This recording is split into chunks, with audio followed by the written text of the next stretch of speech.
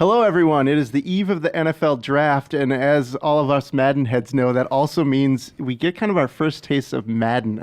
I'm Matt Bertz, and I'm joined alongside our senior sports correspondent, Matthew Kato. Hello. And this year's kind of special. We got a lot more info in our opening conversation with creative director Mike Young this year than I think we've ever gotten before. Absolutely. Usually it's just screenshots of the draft, as the draft rolls out and the picks come off. You get them in some generic, screenshot, and that's it. But now we've got a lot of details. Yeah, so we've got kind of three main beats here we're going to be looking at. We're looking at Face of the Franchise, which is the new choice-driven career mode that's kind of replacing Long Shot. Feels way more in line with NBA 2K's approach to career modes. We also have some new details about what's going on with franchise mode this year. That's an area that's often a point of concern for me. I love franchise modes. I feel like Madden's been way behind in that area. We're going to see what they're bringing to the table with that. And then we have some really specific stuff about what they're doing differently with gameplay this year. So why don't we kick it off? Let's talk about Face of the Franchise. We obviously played Long Shot the last couple of years. For me personally, I thought it was well acted. It was well directed. I just really didn't give a crap about the characters, and that's not the fantasy I was really into. I want an experience about what it's like to thrive in the NFL, not just try to crack a roster. Yeah, and I think, in the first Long Shot as well as even the second, there's always that concerns about gameplay. What am I playing? Am I playing Madden or am I playing a bunch of QTEs? And even, as the story progressed, they put in more real gameplay. But kind of to your point, it just felt like cutscenes to watch a story and then some games they just didn't sync up. I was playing the game, but I wasn't necessarily invested in it totally. And so hopefully this is a step to do what, we've always talked about, like the NBA 2K, does so well, which is, have these modes that really marry everything together. So it's not just this isolated, gameplay or movies or whatever, Yep. So the general beats are this. You start off, you create your own character. They have a big face sculpting thing. They said it's one of their most ambitious attempts at character creation they've done in a while. You also get to pick your voice, which you don't get to do in NBA 2K, which drives a lot of people nuts. They have a couple different voices you can choose to use with your character. No tattoos, sorry. But at that point, you're kind of, the role you're playing is you're like this backup quarterback, kind of like Cardell Jones was for Ohio State a few years ago. It's the college football playoffs. We don't know what happens to the starting quarterback, but you're thrust into this position and you're on the biggest stage in college football and you have to make your name basically. So you get to choose from 10 schools, was it? Yep, 10. 10 schools. And they're kind of like, Bama's noticeably missing, but it's a lot of the big schools from the South and the East and the West, not any Big Ten schools. What were they? It was Oklahoma, Clemson, LSU, Florida State, SC, Miami, and then Oregon. Yep, and then Texas Tech and Texas. Yeah, so big schools, not all of them, but enough to make it seem real, Yeah. And kind of based on how you perform in that first college football game, if you suck it up, you're not going to be a first-round pick. This is the typical sports career mode process. If you do really well, maybe you end up being at the top of that 2019 draft class alongside the likes of Kyler Murray and Drew Lock. So from there, it goes predictably into the underwear Olympics. You head to the NFL Combine and talk a little bit about what they told us about that experience. So this, in the real life, this is a very pivotal moment. You go through the combine drills, your scores aren't good in real life. That makes a dent. You go into the interviews and stuff, and teams, like this year, there was all those reports about just some of the crazy questions that teams were asking the prospects, and that also goes away to what your stock is. And so going through in the game, in Face of the Franchise, going through the combine and going through the interview questions, I mean, they say that this is going to be a big part also of who you are, but also where you go. So I'm very curious how just even those questions go. There are going to be text-based conversations and things in this mode. So I'm hoping also that they flesh it out a little bit, but they said that this is going to be a big part of where you go. Yeah, and we should say that prologue of getting to the NFL is going to be more cinematic based, and it'll eventually rotate into more the NBA Live style branching conversation system. For instance, one of the questions that they'll ask you is which NFL quarterback did you look up to? And I think this is kind of their way of integrating your archetype choice into the conversations. They're going to ask you, how do your teammates in high school, how would they describe you? And those kind of answers are going to determine your personality. That's one of the new things in Madden this year. There actually are personality types throughout the entire game. So whether you're playing franchise mode or single player mode, that's going to determine a bunch of stuff behind the scenes. And then, your combine scores, I don't think they're going to make or break you, but they are going to affect, where you end up being drafted. And you can go anywhere from being a high first-round pick where you get to go to the draft. You can be a mid-rounder or a low first-round pick, mid-rounder or a late-rounder. And, if you're one of those, you're not getting invited to the draft. So you're sitting at home watching the draft play out on TV with your agent, which is kind of cool. So, people are going to have a little bit different experiences with that. And then once you get to the league, we're now going to talk about something that kind of bleeds over into franchise mode. They have this new thing called the scenario engine that's going to be trying to inject narrative into the experience. Like we've all been playing franchise for years. We know it's really stat sheet, spreadsheet, based stuff. There isn't a lot of dynamic things that play out other than like a guy gets injured a bunch, like there aren't those signature moments like the Le'Veon Bell holdout, the Antonio Brown trade request, like the drama of like replacing a Hall of Fame quarterback with a young quarterback, all those sorts of things that we see play out in the NFL all the time. They're not in the game. And this is their attempt to try to finally inject some of that drama into the franchise experience. Yeah. And, as you're saying, previously it might be, well, a guy might hold out or, might not sign his, re-sign contract offer just because he wants more money. That's kind of obvious. Or you might pull out to the news section to look at, news about upcoming draft prospects. But that was pretty much it. And so this is one of the things we've been asking for is how do you play franchise but still make it more than a schedule of games and then just contract, signing free agents and drafting. And so, while they did say that they're not going to have things like, not crazy stories. Like I know some of like the out of the park baseball managers and even like football manager, they have things like, well, you got injured because you slipped in the shower and stuff like that. It's not going to be, or there's not going to be like, oh, a relative comes out of the woodwork asking for money and stuff like that. It's going to be definitely tailored to, like I said, the football matters of your locker room and your performance. I'm sure if you go on a losing streak, that'll definitely come up because there'll be stuff from the press that's gonna they're gonna ask you questions, and how you react to those is then gonna fold back into what do your teammates think about you and stuff like that. So they're gonna try to keep it very football focused, very but still very organic and natural to what's going on, so that as you play your season, and this isn't just one season. The scenario engine, like Matt said, goes into franchise mode, but also for face of the franchise, that lasts multiple seasons. So you're really going to get to play out your life and to see some of this stuff reverberate as you keep going. One of the examples they gave us, as the quarterback, if you're playing with a really highly rated receiver who hasn't been seeing the ball a lot the last few weeks, based on their personality, if they're more temperamental, that might become one of the dialogue system experiences where they pop up and say, hey man, like I need the ball, give me the ball. And you have an option, like, are you going to tell him like, no, back off. Like I read the open field and I go where the openings are, or if you can promise to like incorporate them more. And based on what you tell them is going to happen, if you live up to your end of the bargain and get them the ball more, maybe they're placated. But if you don't, they might go as far as like demanding a trade and wanting out of town. So that kind of thing, like they gave us a couple different examples of that. Those are the things that we want. The question is like, will they be integrated in a way that feels natural, or will it be abrupt? Like that's going to be the thing that we'll have to play out once we get our hands on it.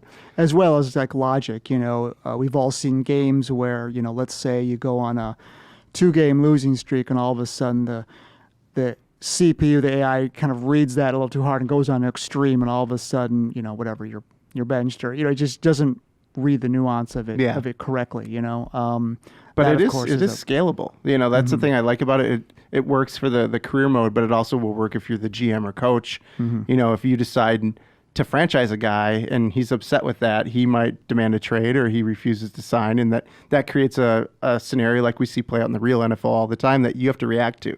There's a crisis on your hands. If the team's doing really bad, they might call a players only meeting that maybe will give a boost to a particular position group that you really need to be better for the next game. There's a bunch of different examples they gave us of stuff like that, and We don't have all of them, but they all certainly sound like a direction that we've wanted this to explore for a while.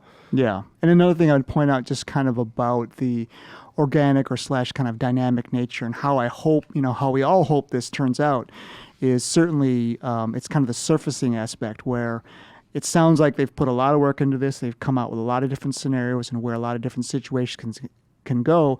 So now it's just up again to the game to actually surface these. Yeah.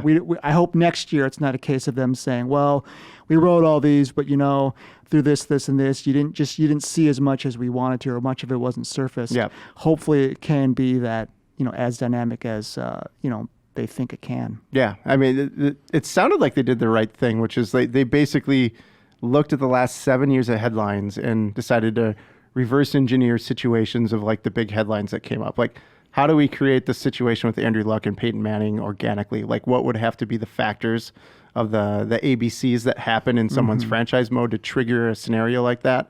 The same thing goes with like the Le'Veon Bell situation or the Antonio Brown or all those sorts of things. So they've looked at the headlines in the past to try to put some stuff into the game. And one of the most interesting things about this is they build a system that they can update. So this is going to be the first time ever that they're going to be updating scenario, anything that happens with franchise mode basically throughout the season as new situations arise. Yeah. Yeah. And again, going to the, actually I was talking to Mike Young, like last year or something, and he had kind of intimated that this is kind of what they wanted to do is how do you get, we all know obviously about Ultimate Team and, items and programs and all that sort of stuff, and certainly, updates as a living game or whatever. But this was one of those parts of Madden that they wanted to make not just about, hey, you buy the game and there it is, go play franchise, because I think, in many ways, franchise fans, we feel sort of left behind. And this is, one of the small ways by updating it constantly that they're going to kind of bring us into the, the vibrant sort of current NFL. Yeah. Let's switch gears a little bit and talk about one of the other big major kind of beats that, the new innovations that we're seeing in Madden 20 this year. And that is there's this new thing. When you first hear about it, it sounds like maybe that's not what you want. But as they explained it more, I got a little more excited about it. And I'm really curious to see how it plays out. And that's this new concept called superstar abilities.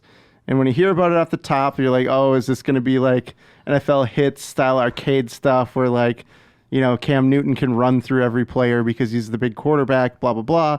That's not what they're really trying to do here.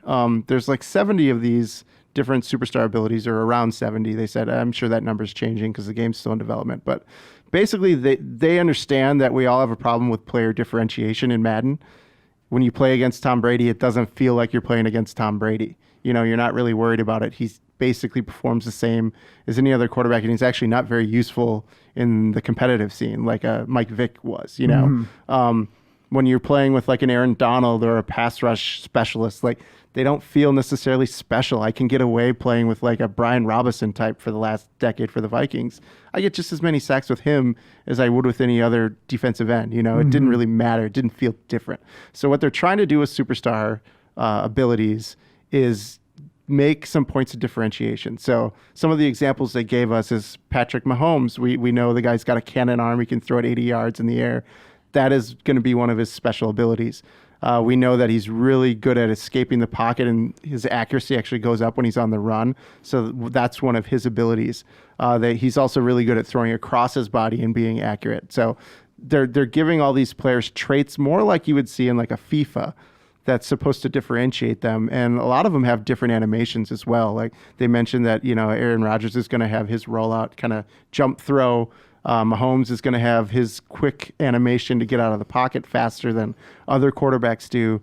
And they're even trying to do this with guys like Tom Brady, who, as we were just saying, like pretty, in terms of Madden, he's not the fastest. He doesn't throw it the farthest. He's really kind of this nebulous, just QB1. Yeah. And they're trying to figure out a way to like, how do we make it fearsome to play a Tom Brady? And they're giving him things like protect the quarterback for whatever reason. His ability is going to be like he gets just a little bit extra protection to get the ball away. He's got one about hot routes. He's got 4 extra hot routes he can audible any receiver into during pre-play. He's also got the ability, like he's super clutch. So like when he's in the zone, he's going to be maximizing his ability when it's crunch time. And the zone thing is one of those things that's like kind of the extra. So they have superstar abilities.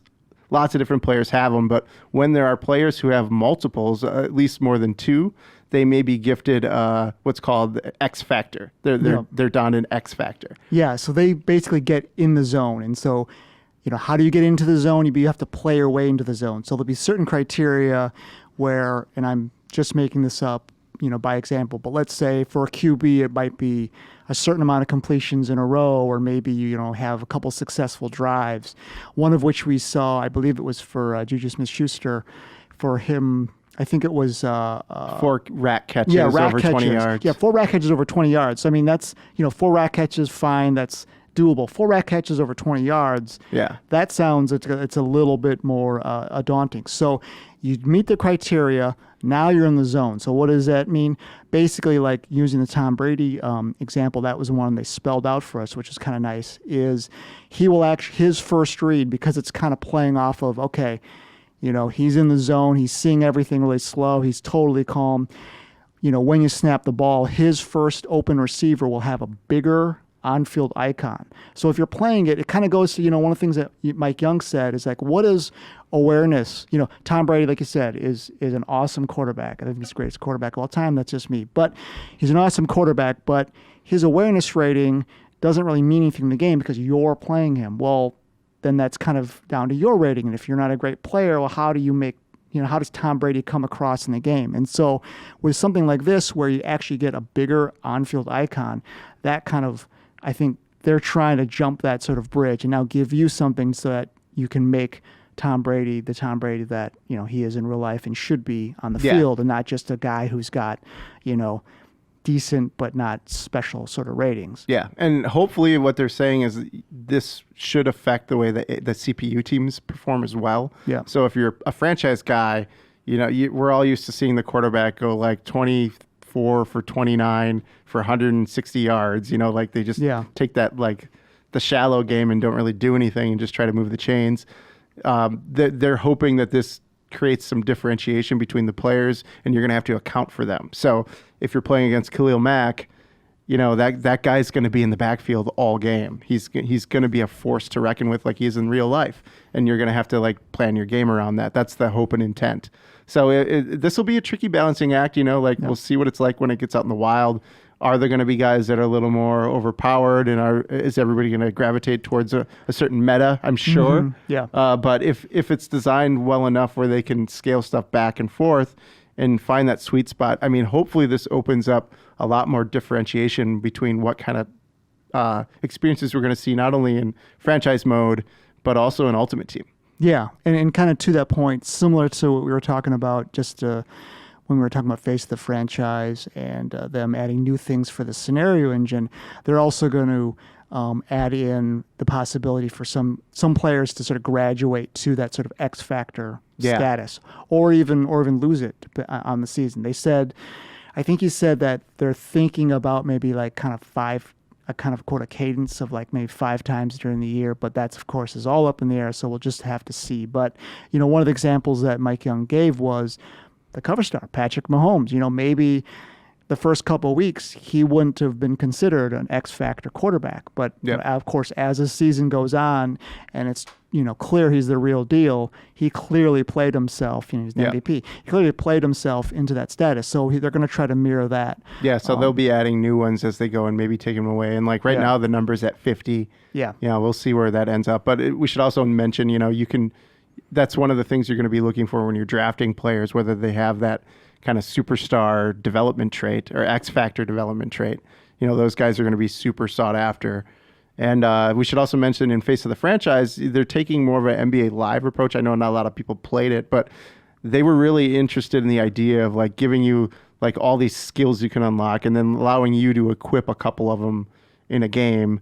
And mix and match and find which one fit your play style. And like that's definitely the way they're going to try to go with the Face of the Franchise, where you're going to be maybe Tom Brady's your next opponent, and he's going to come up to you in a conversation dialogue and challenge you to like rise to his level. And if you meet that, maybe you unlock one of his superstar abilities. And correct me if I'm wrong, but you have the impression then that like Face of the Franchise, it does use superstar trait abilities and traits. It uses the X factor in the zone thing, which is also, by the way, like Matt said, is in Ultimate Team. So you'll see like the in the zone thing that's all there. But you're under the impression that for Face of the Franchise, you have access to more superstar abilities than might be in for the other modes. Is that correct? It sounds like they're trying to fulfill that hero fantasy of like I can be the best quarterback of all time, and they want you to swap in and out things based on maybe your matchup or what kind of defense you're facing. So you have a lot more room to experiment with, which should drive the replay value a little bit higher for career mode. We don't have the complete details. They said maybe around 7 of these you're going to be able to get, but we'll see. These are moving targets, obviously, but that should create a little more incentive to kind of try stuff. And what's really nice for, like, I know you play a ton of Ultimate Team, you always had to like invest in those abilities to like really even experiment with them and see what they were like. The nice thing is like all the stuff's in the base game. You can just go in and try one of these abilities by going into a play now game and finding somebody that has the trait. Yeah. And you can test it for yourself. So that's going to be really nice for people. You don't have to spend so much time to get something that ultimately you're disappointed with, Yeah. And, talking about, Ultimate Team, you made the earlier point about, changing things and sort of finding out, which abilities you want and, which players are going to be viable and stuff like that. I mean, their hope is that they can not be so tied, not create such a meta, and they can create it so that people can try different strategies and have different rosters. And one of the things for Ultimate Team, we don't know a lot of details about how the superstar abilities, really impact Ultimate Team. But one of the things that they did say is that sounds similar to the power-up cards from last year in the sense that you can invest in these abilities, superstar abilities. There'll be like a special sort of tab on the card showing him, if the player has it, and that you can invest in them, but also you can divest in them, so you can respec. So you'll get, some amount of the points back, and then you can, go a different way. So it sounds like last year's with the chem abilities where you would, at certain tiers, you would spend points to unlock them and then, keep going with the cards. Yeah. So, but a lot of them are locked by archetype. So you're not going to be able to put like a Tom Brady, field general ability onto a Michael Vick. They're going to have different superstar abilities that they have access to. Yeah, it will definitely make sense in that way. So you're not going to be going crazy by putting some crazy ability on, I'm really curious to see how this affects team comps, if they're going to limit how many superstars you can have on a roster, if people are going to be rolling with, really deep lineups with Khalil Mack with superstar engaged with like an entire defensive line where it could stack. Like, it raises a lot of questions about how that stuff is all going to balance out. Yeah, and they did mention they, just roughly, there are more offensive X Factor players than there are defense, but they did say that the abilities should cancel each other out, or they should be, they try to create natural counters. Yeah. So that'll be really interesting to see if they can get the balance on that right. I mean, we asked them about balance, and they said, they fully admitted of like, we're testing it now. It's going fine now, but he's like, we just have to see how it gets when it gets into the players' hands. They just admitted they're going to have to kind of roll with it after launch. Yep. And like that goes back to one of these things we've been talking about. I cover a lot of first-person shooters, and like most of them have playtest servers, so that you can try out all this stuff, and like the community gets engaged with it. I know they're saving this stuff for the next launch, but eventually I feel like these sports games are going to have to go that direction and just have a playtest space where these things can be experimented on, and you can get a lot of consumer feedback, community feedback, because the community is invaluable. They find more things than a group of really talented QA testers can ever do.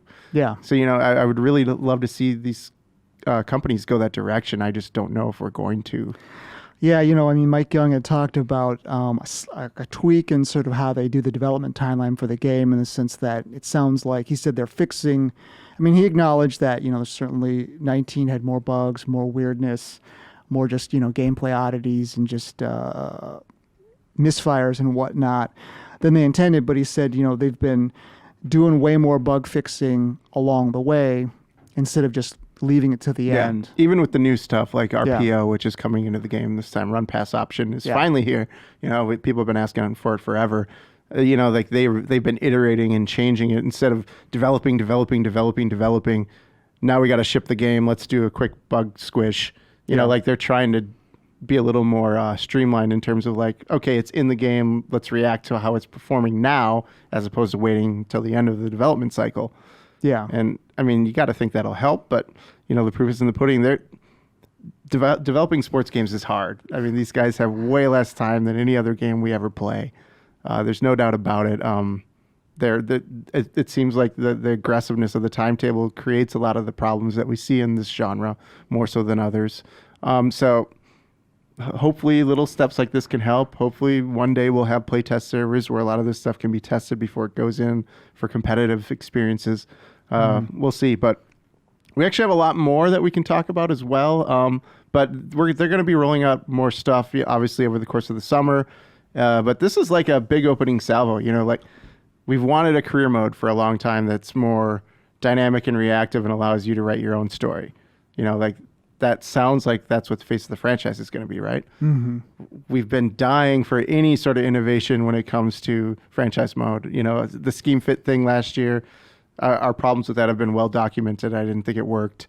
That's going to be back. They said they're going to try to tweak a couple things for it. We'll see how that plays out. But, like having a reactive storytelling engine, more so, again, I feel like we always talk about NBA 2K, but that's because they're the best at this stuff.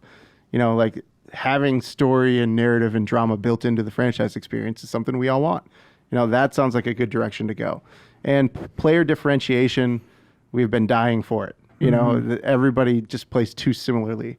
Yeah. So, anything that they can do to make the stars feel like the stars and feel like they're above that mid-tier player or those rookies that come off the bench, like that's important. So I like what I'm hearing from at least the directions they're going with this. And that's, I think the high risk, high reward sort of aspect of this is that, you look at something like the scenario engine, you see how it, adapts to different modes in the game. So it's not just that like franchise people are going to be like, well, what am I getting this year? Well, I don't play this other mode, or I'm not interested in doing Fates of the Franchise. What am I getting as a franchise person? Well, everybody's getting something. And so that's great. And then you look at how it might service specific problems. Will we get, okay, maybe they're not doing a totally new scouting method or a totally new draft or a totally new free agency like we want, but we might be getting more drama, more dynamic stories. Yeah. And we should say we don't know about that stuff yet. We haven't talked about that. So yeah, they haven't come out about that. But, in terms of, I think it could be really exciting if the reverberations for this stuff really could trickle down as much as they say, or even like the superstar abilities. You could be like you said, how do you get player differentiation? How do you get superstars to feel like superstars? How does that enrich what you do in franchise and getting excited to draft a person? I mean, it could hit all of those, but of course, if it misses, if it's not implemented correctly, if it gets wonky, it gets weird, it gets buggy or something like that, then that's a feature that then also does, as much as I said, it could be a high risk, high reward. Yeah. But the one thing I was really reassured of when talking to Mike about this, he said they know that they haven't done franchise right for a while. They're really focused on making it more of like an RPG experience. And that's what I wanted for a long time. And he said this isn't a 1 year thing. Like this is a direction they're going. They've invested. They've brought in a lot of community people to either be contractors or full timers to, help get franchise the direction it needs to be going. So, I know they changed their mind a lot at EA, and maybe it changes next year. But I like the fact that they're thinking more than 1 year at a time about this particular thing. Yeah. So let's see if it plays out. So that's kind of like the early look at Madden 20. I'm curious. Let us know what you think in the comments below, and hopefully we'll be back in the next couple months talking more about new features that we uncover. Thanks.